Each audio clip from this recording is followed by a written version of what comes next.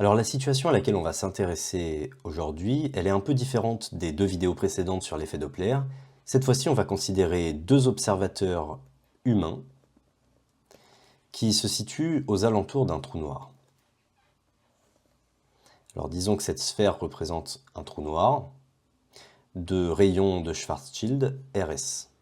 Alors on considère un trou noir statique dans la métrique de Schwarzschild, et la métrique s'écrit de cette façon: ds2 égale dt2 fois c2 1 moins rs sur r, moins dr2 sur 1 moins rs sur r, moins r2 fois d phi 2, en coordonnées t, r, phi. Alors ici on est sur une métrique à deux dimensions d'espace. La troisième dimension n'est pas importante car on peut toujours se ramener par symétrie à un plan. Alors la métrique ici de Schwarzschild, c'est ce qui permet de décrire l'espace-temps autour d'un trou noir, mais également autour d'un astre statique comme la Terre, sphérique et statique.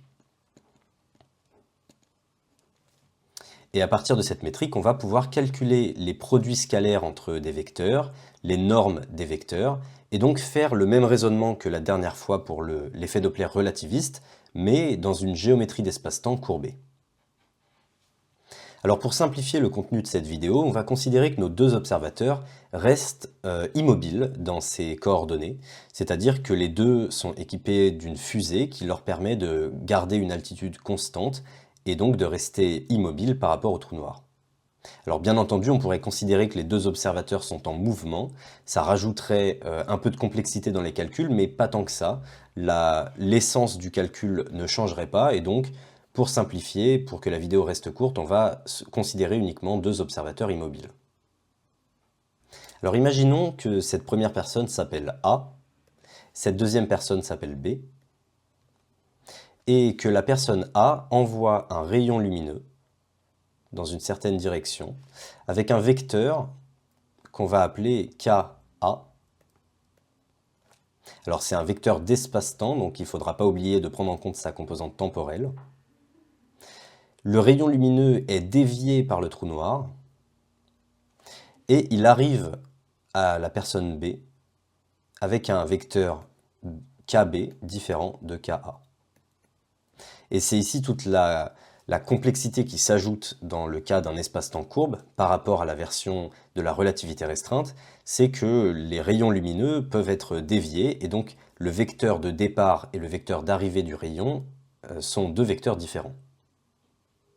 Une subtilité qu'il faudra également prendre en compte, c'est le fait que la métrique, cette fois-ci, contrairement à la métrique de Minkowski, dépend de la position où l'on se trouve. On voit qu'ici, la métrique dépend de R, c'est-à-dire l'altitude par rapport au centre du trou noir. Alors, ça ne représente pas exactement l'altitude en termes d'une longueur physique, mais c'est simplement une coordonnée qui permet de se repérer dans l'espace, et la métrique dépend de cette coordonnée, ce qui indique que l'espace-temps n'est pas plat, et dépend, en fait, la courbure de l'espace-temps dépend de la position où l'on se trouve. Et donc, pour faire les produits scalaires entre deux vecteurs, il faudra bien faire attention à prendre la métrique à l'endroit où se trouvent ces deux vecteurs. Nos deux observateurs A et B ont également un vecteur spatio-temporel qu'on va noter UA et UB. Mais comme on considère que ces deux personnes sont immobiles dans l'espace, ces deux vecteurs sont uniquement temporels, et donc là je les représente par des points, pour indiquer que ce sont des vecteurs qui sont uniquement dirigés dans la direction du temps, et là comme mon diagramme est uniquement spatial, ces vecteurs n'ont pas de dimension dans l'espace. Bon, on peut maintenant commencer le calcul. Alors on a vu la dernière fois que la fréquence mesurée par un observateur, par exemple l'observateur A, est égale au produit scalaire entre le vecteur de l'onde, alors ici c'est le produit scalaire entre le vecteur d'onde en A, avec le vecteur d'espace-temps de l'observateur divisé par sa norme. Et il en va de même pour la fréquence mesurée par B. Et ici, il faudra faire attention, comme je disais, que les deux produits scalaires ne se situent pas au même endroit. Et donc, la métrique qu'on va utiliser, le R qui intervient dans la métrique, sera un R différent. Et donc, on va noter ces deux R. RA et RB, qui vont représenter donc l'altitude de la personne A et l'altitude de la personne B. Alors ici, les deux personnes ne sont pas forcément sur un même axe. On peut imaginer que A est légèrement avec un angle légèrement différent, ou même que A se situe ici.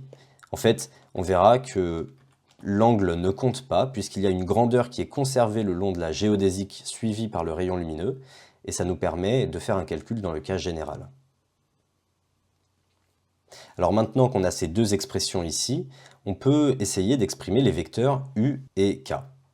Alors les deux vecteurs UA et UB valent tous les deux 1, 0, 0 dans les coordonnées TR phi, puisque les deux observateurs se déplacent uniquement dans la direction du temps.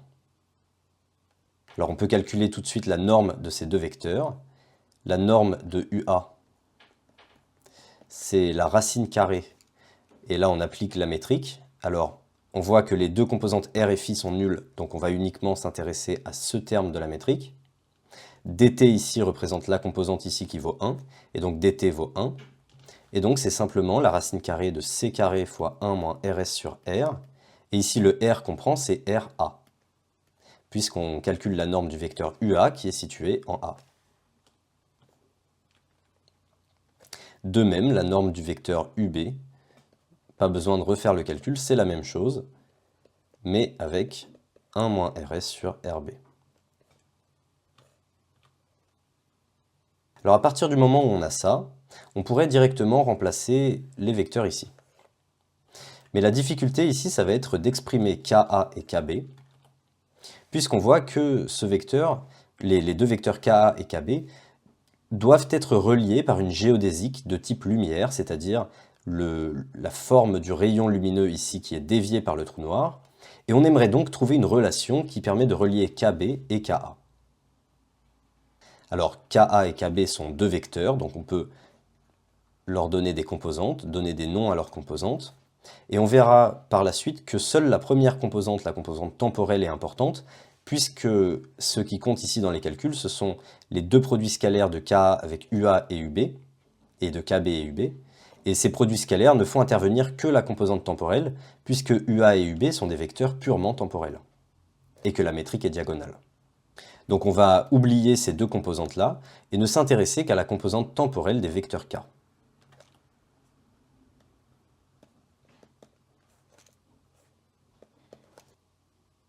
Alors ici, on va décider d'appeler ces deux composantes oméga A et oméga B. Alors bien entendu, le nom n'a pas d'importance, c'est juste pour leur donner un nom. Et à partir d'ici, on aimerait trouver une relation entre oméga B et oméga A. Alors pour faire ça, on va remarquer que la métrique ne dépend pas du temps. Alors effectivement, la métrique de Schwarzschild qui décrit ce trou noir est invariante par rapport au temps, elle est statique, et donc on a, par le théorème de Noether, comme il y a une symétrie dans la métrique, on a une grandeur qui sera conservée le long de la géodésique suivie par le rayon lumineux. Et en particulier, cette grandeur qui est conservée, c'est la dérivée de ce ds carré ici par rapport à dt, puisque ici on regarde quelle est la grandeur conservée par rapport à la dimension temporelle, puisque c'est l'invariance par rapport au temps qu'on utilise. Alors si on effectue ce calcul, la dérivée de cette expression par rapport à dt, alors on voit que ces deux termes n'interviennent pas, et on obtient simplement ce terme-ci dérivé. La dérivée de dt carré, c'est 2dt, fois ce terme ici, c carré, 1 moins rs sur r. Et le théorème de Noether nous dit que cette grandeur est une grandeur qui est conservée. Et donc, cette grandeur, si on remplace dt ici par oméga A ou par oméga B, cette grandeur aura la même valeur si on remplace du coup respectivement R par RA et RB. Et donc on peut écrire une équation qui va relier oméga A et oméga B. Alors le 2 ici et le c carré ne sont pas importants puisque ce sont deux constantes. Et donc en remplaçant ici dt par oméga, on obtient oméga A facteur de 1 moins rs sur RA, Ça, c'est cette grandeur calculée en A. Et d'après le théorème de Noether, on sait qu'elle est égale à oméga b, facteur de 1 moins Rs sur Rb. Donc cette équation ici, c'est l'équation vraiment cruciale dans le calcul, qui nous permet de relier le vecteur Kb au vecteur Ka. Et à partir de là, on va pouvoir finir notre calcul. Donc pour finir notre calcul, on aimerait calculer les produits scalaires Ka avec Ua et Kb avec Ub. Donc le produit scalaire de Ka et Ua. Alors Ua c'est simplement 1, 0, 0, donc c'est uniquement la première composante qui nous intéresse, c'est-à-dire la composante oméga A. Et ici, il faut faire attention à bien utiliser la métrique appliquée en A. Et donc on a dt carré, alors ce dt carré se scinde en deux, on a 1 fois oméga A, donc c'est oméga A, facteur de c carré fois 1 moins Rs sur Ra. Et pour B, pour kb.ub, c'est exactement la même chose. Et on obtient oméga b fois c carré fois 1 moins Rs sur Rb.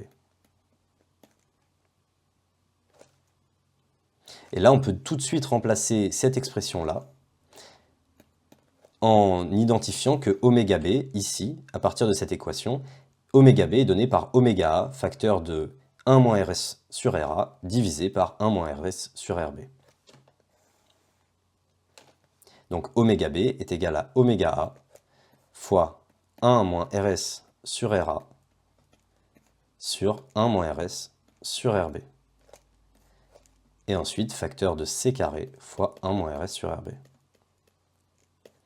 Ici, les deux termes s'annulent, et on obtient que ce produit scalaire vaut simplement oméga c carré, facteur de 1 moins Rs sur Ra. C'est-à-dire que ce produit scalaire vaut exactement la même chose que Ka.Ua.